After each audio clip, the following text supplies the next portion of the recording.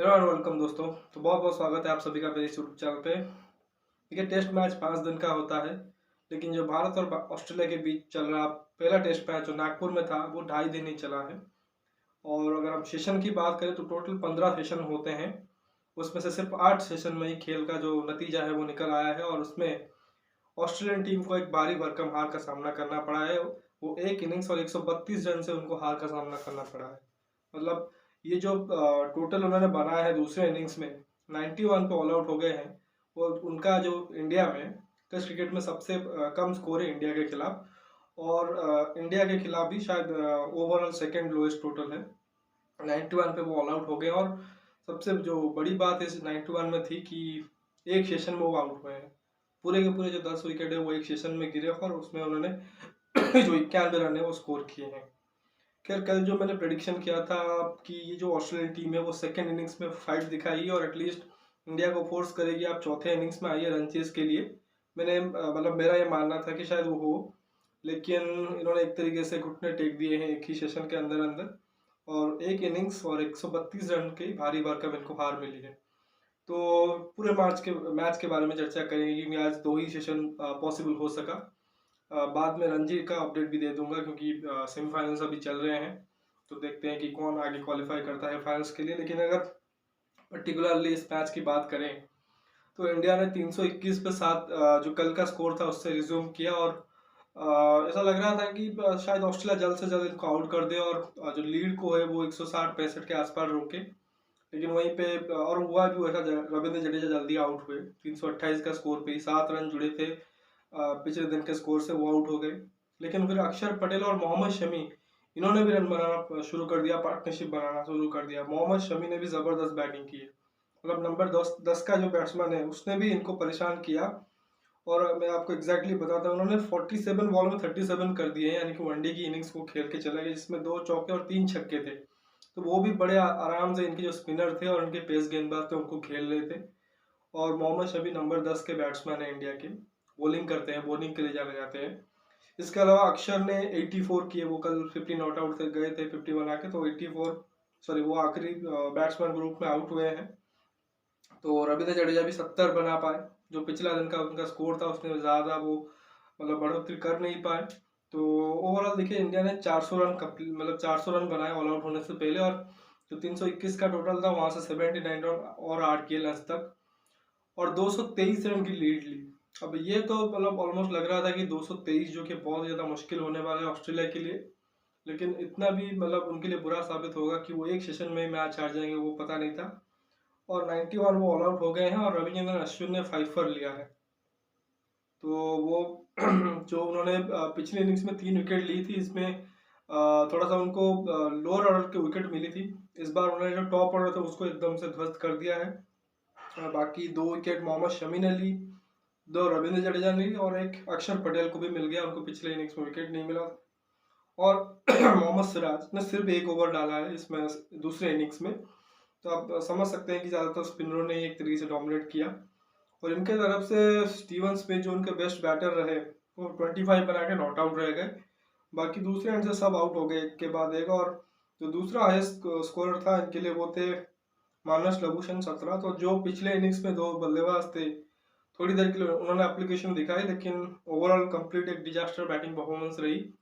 और जैसा कि मैं बोल रहा था पहले भी कि ये इनका लोएस्ट स्कोर है इंडिया में, इंडिया के खिलाफ टेस्ट मैच में, और सेकंड लोएस्ट है ओवरऑल अगर आप देखें तो। इनके साथ प्रॉब्लम क्या हुई देखिए कि ये माइंड से ही हार गए थे ऑलरेडी। आप देखोगे कि मैंने पिछले वीडियोज में भी जो कहा था, या जो भी सोशल मीडिया अगर आप फॉलो करते होंगे तो जितने भी न्यूज़ है इस टेस्ट मैच से पहले आई थी उसको पढ़ के आपको साफ लगा होगा कि जो ऑस्ट्रेलियन मीडिया है खासकर वो बहुत ही ज़्यादा चर्चे में थी, कि जिस तरह से वो ट्वीट कर रहे थे, आर्टिकल लिख रहे थे कि पिच ऐसा बना दिया है वैसा बना दिया। जो एक पिच का एक डिज़ाइन तैयार हुआ था, मैंने भी आपको वीडियो में दिखाया था, तो उस पिच में सिर्फ मतलब वो दिख रहा था, लेकिन एक्चुअल में जब मैच हुए बॉल डली उसमें कुछ था नहीं वैसा। नॉर्मल एक पिच थी, जो कि बाद में इंडिया के प्लेयर, इवन ऑस्ट्रेलिया के खुद के जो कप्तान है पैट कमिंस, उनके जो गेंदबाज है टॉड मर्फी, जिन्होंने 7 विकेट आउट किए हैं फर्स्ट इनिंग्स में, उन्होंने सब बोला कि पिच में रैक टर्नर थी नहीं, नॉर्मल इंडियन पिच थी, जहाँ पे स्पिन तो होता है, लेकिन बल्लेबाजी अगर आपके पास स्किल है, आप एप्लीकेशन शो करते हैं तो रन बना भी सकते हैं, जैसा हमारे रोहित शर्मा ने किया, जैसा हमारे जो लोअर मिडिल ऑर्डर के बैटर थे उन्होंने किया। तो उतना भी मुश्किल पिच नहीं था। और देखिए हमारे जो बल्लेबाज वो भी फेल हुए हैं। तो अगर हमारा मतलब बैटिंग ऑर्डर एक तरीके से अदला बदली हुई है, उसमें देखोगे जो रविचंद्रन अश्विन है वो नंबर 3 पे आए हैं।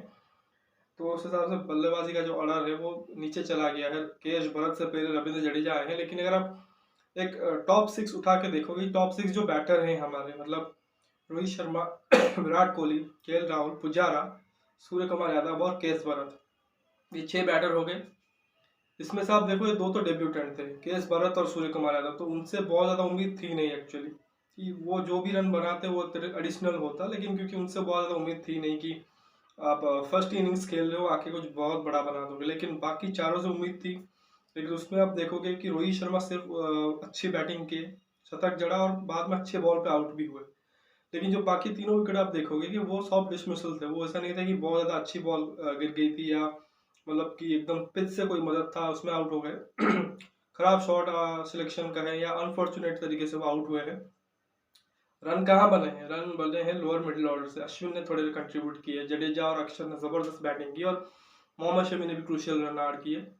लेकिन उनकी जो प्रॉब्लम है, आप ऑस्ट्रेलियन बैटिंग लाइनअप पे देखो कि वहां से किसी टॉप, ना तो टॉप ऑर्डर ने बनाए, ना ही लोअर मिडिल ऑर्डर, ना ही लोअर ऑर्डर, किसी ने भी रन नहीं बनाया। स्टीव स्मिथ, मार्नस लेबुचन थोड़ी देर के लिए खड़े तो रहे, लेकिन बड़ी पारी नहीं। एलेक्स कैरी तो ऐसा लग रहा था जैसे सिर्फ झाड़ू मारने आए हैं, मतलब वो sweep, reverse sweep, paddle sweep, हर तरह का स्वीप खेल रहे हैं। उनको शायद ये नहीं लग रहा था कि मैं डिफेंस कर पाऊंगा, डिफेंस करूंगा तो शायद मेरे पैड पे लग जाएगी या बोल्ड हो जाऊंगा। वो सिर्फ स्वीप ही खेल रहे थे और दोनों दफा स्वीप मारते ही आउट हुए हैं। पिछली बार दोनों दफा उनको अश्विन ने आउट किया है, पिछली बार उनको बोल्ड मारा था और इस बार में लेग भी फॉर आउट किया है। और पिच उतनी खराब नहीं थी। उसका एक और एग्जांपल ये है कि आप देखो ज्यादातर जो विकेट गिरे हैं सेकेंड इनिंग्स में वो लेग भी फॉर आउट हुए, यानी कि आप सीधी सीधी बॉलों पे आप देखोगे उन्होंने एक तरीके से पैड में बॉल खाई है, बल्ले से उनका एक तरीके से बैट कनेक्ट नहीं हुआ है। तो ऐसे में पिच को जो इतना बवाल मचा था, कहीं ना कहीं उसी से उनकी जो माइंड में वो एक तरीके से असर कर गया, और जिसके चलते उन्होंने जो टीम भी सिलेक्ट किया, आप देखिए कि कौन सी टीम होगी जो अपने एक इनफॉर्म बैटर को बाहर करेगी इतने अच्छे फॉर्म में होते हुए।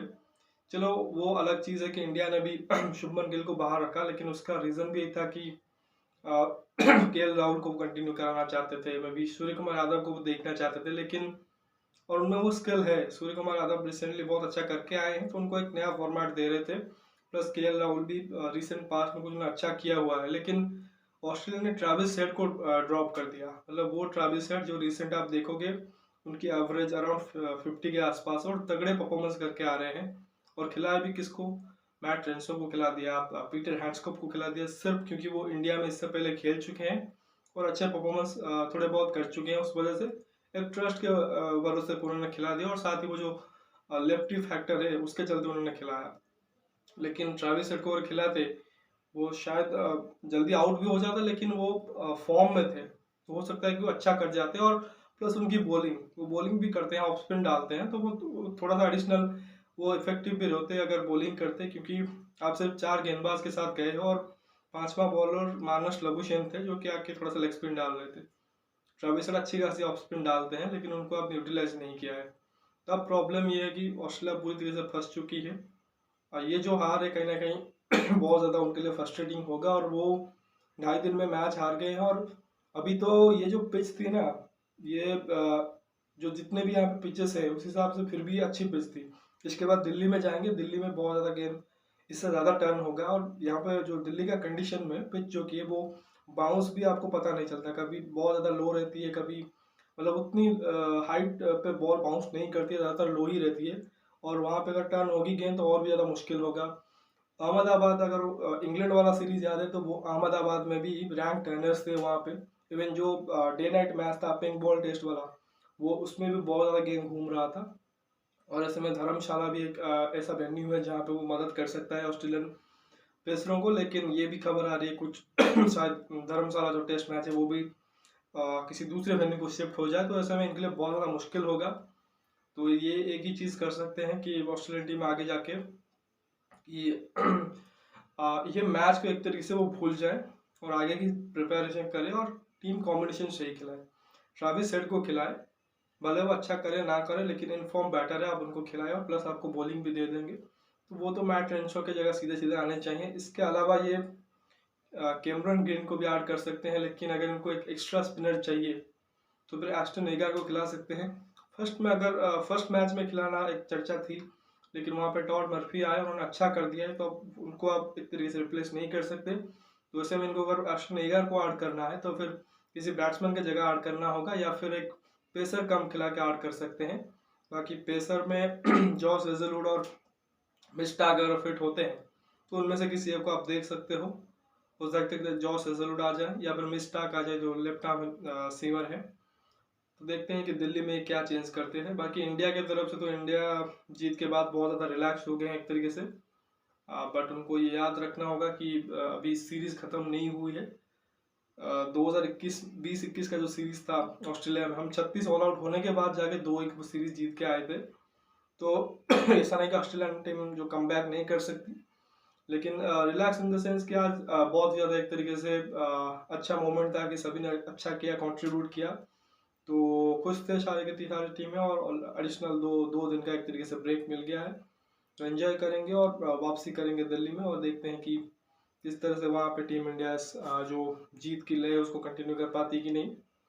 तो ये थी बॉर्डर गावस्कर ट्रॉफी की बात। और जो मैन ऑफ द मैच रहे वो रहे रविंद्र जडेजा।